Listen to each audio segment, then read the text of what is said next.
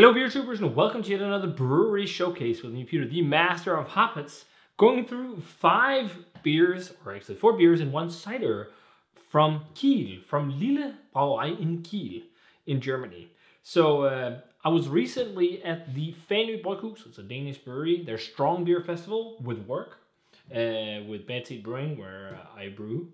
And yeah, it was a great festival. We were lucky enough, there was a big competition with an industry competition, where they did an award show for like best beer, best brewery of the year, best bottle shops, best numerous things. And it's people in the industry and bloggers and whatnot who could vote for the winners, and we won both best brewery and best beer, which was pretty amazing. And we even got 3rd place as well in best beer, which was awesome. But there I met some of the guys from Lille, and they had some beers, and they asked me if I wanted to try them and maybe do a video, and here we are. So we got 4 to go through, or 4 beers and a cider, as I said.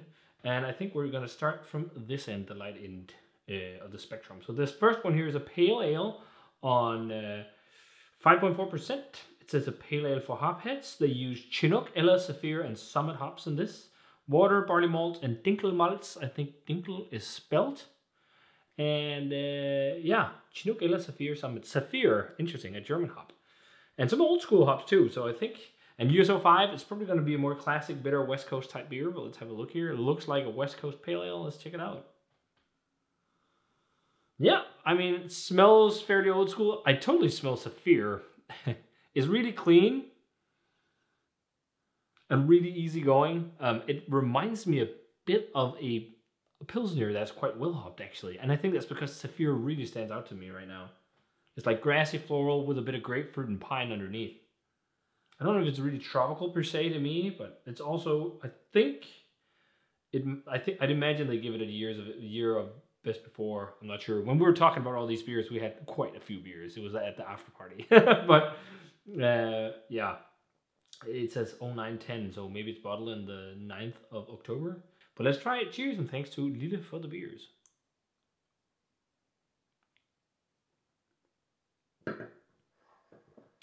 Very much like a hoppy Pils. It's really good. That's really interesting. It's like, it's just because of classic noble hops. It's really pleasant. I could crush so much of this. But it doesn't have a lot of like really modern, bright tropical flavors and whatnot. At least right now, which might be age. But it's super clean, super light. You know, it doesn't taste like there's a lot of like heavy malts or anything in here. It also doesn't look like it. I mean, if it's barley malt and spelt, that might be why it has a bit of a rustic feel. It's decently bitter without being too much. But to me, the hops that stands out is Saphir. Floral, spicy, koita, citric, noble hop character. Which is nice. I love that hop. Saphir is amazing. There is definitely some Chinook underneath. There's like a resiny, oily hop flavor to this too. Yeah, tastes kind of like a cross, but if you did like a cross between a West Coast pale ale and a Pils, really. But it's nice. Let's jump on to the Big Brother. So this is their 4th anniversary IPA, which I think they recently held. Looks like it's last year as well. So this is best for 06, 09, 23 as well. So that's a little older than the pale ale. It's the same, you know, it says so here, it's for hop heads, and their brewer wanted to do something like their pale ale, just even bigger. And yeah, 7.2%. And then it says 4 times the amount of hops. 4 mal so viel Hopfen. So a lot more hops. And it's the same. Chinook, Ella, Summit, and Saphir. Same malt backbone and everything. So, and you might wonder why, and it's 7.2%, and you might wonder why is it darker? Well, that can usually, like when you have to use, so it depends on how they've done it, if they just take first runnings or whatever, but usually with more malt, you'll always get a darker colored beer in the end. Or it could be oxidation, but I doubt it, if just judging by the first one here, but it is more copper. There's always variation almost when you brew. You can see this looks a bit more like old school pale ale compared to this, or IPA, because it's more rust orange. It looks darker on camera, but let's check it out. So milder than the pale ale, but that's because it's older, I'm sure. I'm not picking up that much, actually. A bit of grapefruit, and not that sapphire bomb of a aroma. Bomb. It's not like it was massively aromatic, but yeah, it's soft. There's a bit of a sweet thing going on, but what's interesting as well is sweetness in West Coast IPAs. Often they finish really low and they're really dry. Like that pale ale was really dry, and often the sweetness in them are perceived because you see this color, and then you also will get sweetness if the beer is oxidized sometimes, and you can also get sweetness from just the hops used. The hops also like give sweet flavors. It's really interesting because a lot of people, they go by like, oh, maybe this is too sugary or whatever, but often it's dry beer that just has like a perceived sweetness. And I think there's a sweet citrus thing, orangey or something in this. Let's try it. Cheers. And it can also be higher residual sweetness from fermentation, of course. And it has a little bit of more of a malt body, this, and a touch of sweetness. Initially on the aroma, I was thinking, is there a hint of butterscotch? But I don't think so. It tastes a bit like it's got maybe a slightly higher finishing gravity because there's a bit more sweet maltiness. And then there's also lots of oily hop flavor on this one. Really old school, oily, grapefruity, pithy hop flavor. But it's not like bursting out of the bottle, out of the glass. It almost feels like actually picking up a bottle of Torpedo from Sierra Nevada that's just been sitting on the shelf for too long. Because it is maybe showing the first signs of oxidation. There's a little bit of maybe a papery thing or something. But mainly really grapefruity. And not that sapphire bomb as the pale ale. That's really interesting. It's also definitely fuller. Let's jump on to the next one. So the cider.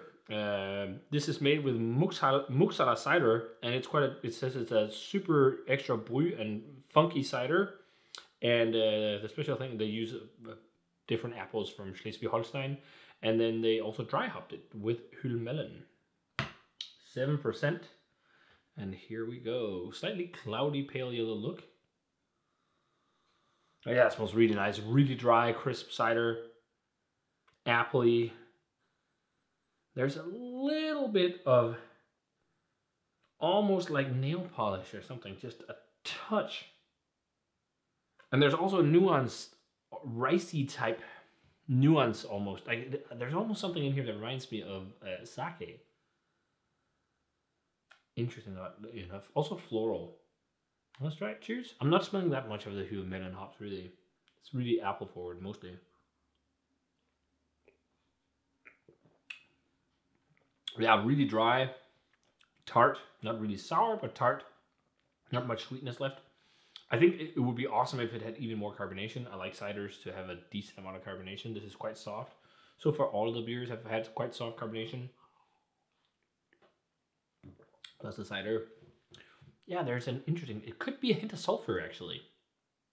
Or something. Yeah. Like something that's interesting going on. I think it might be a hint of sulfur.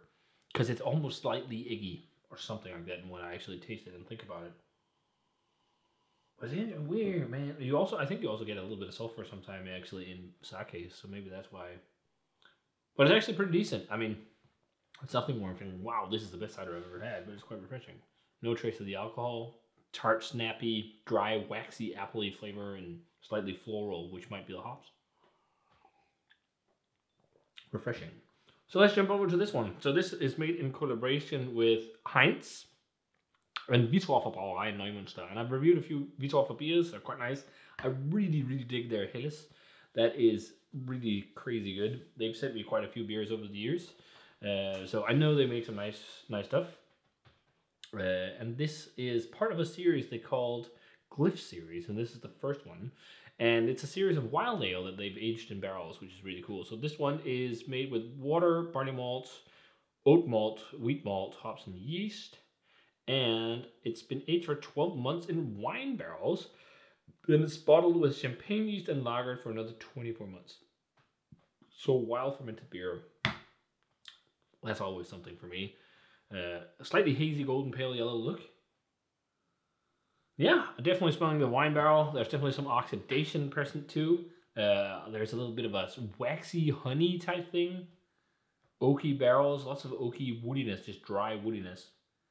And like vintage qualities, maybe some stone fruit. I think it's the most complex aroma so far. Yeah, and also this one, when I popped it, it was not like heavily carbonated actually. But with these beers, you gotta really wait. Like wild ales can take so long to carbonate. But to me, like as I've said with some of the lambic videos I've done recently, I don't always mind that they're lightly carbonated.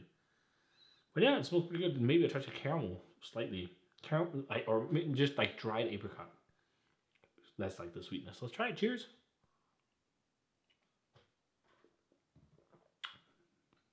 Yeah, tart, snappy, refreshing. For sure, the most layered drinking experience of all of them. Definitely the best one, for sure. It's like, kind of like an American wild ale, just with well, not all American wild ales are like that anymore, but back in the day, the big thing with American wild ales where they were often really, really lactically sour, and this is actually quite well balanced. It's got a very slick mouthfeel, yet it's dry, lighter medium carbonation, and then like really nice flavor profile. Very citric heavy, lots of citrus, lots of vinous, like white grape nuances. Drying oak, there's a little bit of a tannic structure, almost like creamy wood. Like I sometimes get that with wild ales that's been aged in barrels for a long time, that are like spirit barrels or whatever, but like almost a caramelly or custardy woody flavor.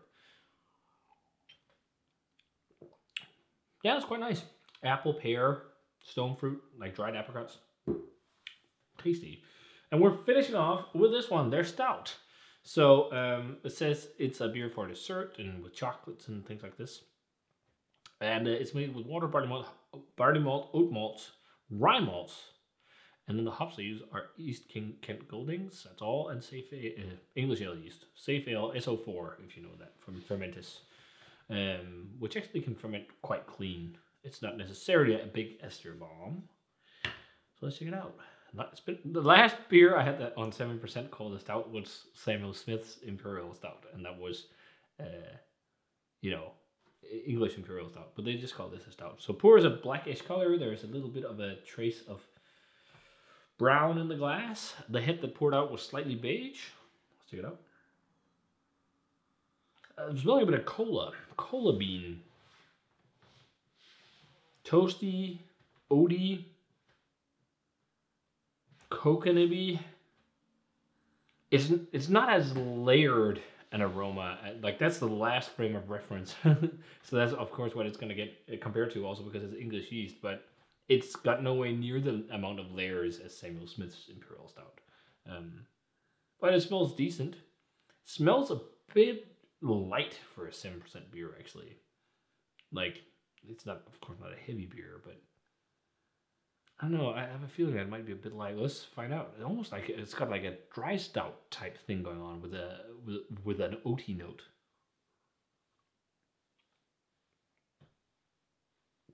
I could smell that. It's quite light on the mouthfeel. I think it finished quite dry. It's actually a fairly dry stout. There is a touch of sweet oaty flavor, and there's toasty, roasty, and whatnot. But this is, to be 100% honest, there's also a bit of a burnt, roasty note. This is totally not the kind of stout I want to drink.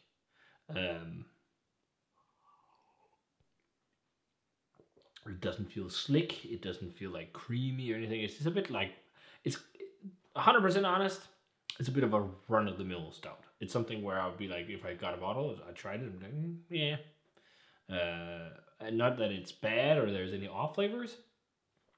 It's just not something I'm really fired up about. Which I think in general goes for most of these beers. Again, I have to be 100% honest, and I think it's not something where I'm thinking, wow, these are awesome beers. They're not bad beers, they're decent beers. I think my favorite, for sure, is the Wild Ale. That's actually quite nice. I really dig that. And then the Pale Ale. That's it's quite nice. Again, it reminds me a bit of a quite hoppy, bitter pills. Because as it is right now, most of the flavor I'm getting is Saphir hops. So in terms of grades, Probably like an 88, maybe even a straight 90 on the wild ale. It's quite nice.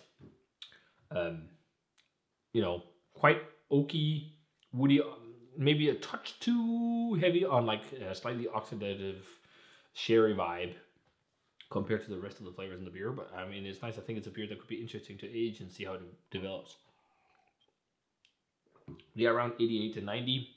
The pale ale. Let's get some more in the glass here. You can also see which ones I drank the most of. Yeah, it's just clean and refreshing. Again, it really reminds me of a Cospertina Pils and a pale ale. It's not like mind-blowing, but it's just nice, dry, sluggable beer. I could crush so many of this. 85, 86. IPA.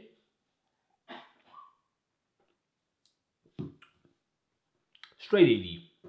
It's not a bad beer, but it's just lacking in intensity of flavor and everything. But I think it's the age as well. I think if this was really fresh, it would be a really intense old school flavor beer. As I said, it reminds me a bit of getting something like Torpedo that's been on the shelf for a while. And then the cider. So this is hard because I don't, drink much cider. But for what it isn't half bad. The sulfury note just seems more like a slight complexity and the ricey thing, waxy thing. Maybe like an 84-ish, 3-ish, something like that. And finally the stout. This is my least favorite.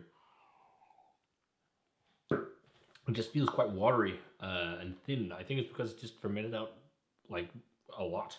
It's because it's really dry too. There's just not a lot going on for it. There's no off flavors in any of the beers, and neither this one, but this is just something where I'm thinking it's actually somewhat boring. So it's like, what, mid-70s, 75, 78. I don't think this would go across the 80s board. But yeah, that's how it is. Always got to be 100% honest. When breweries give me beers, I'm always honest. I have to, that's how it is. But again, it's also just my personal preference, so you can take it with a grain of salt. If you love more mellow, easygoing stuff, I think this will be really for you. But if you like, wild ales, this is something to check out. It's pretty nice. For sure the best of the bunch. So if you guys have a chance to try either of these beers, let me know what you thought of them. Thanks a ton to Lille for the beers. And as always, remember to comment, subscribe, check out the Facebook fan page and Twitter and Instagram. Give this video a thumbs up if you enjoyed it. Ring the bell for future notifications about videos. And I'm going to say cheers in another brewery showcase in the books, and see you guys in another one of those or beer review. Cheers.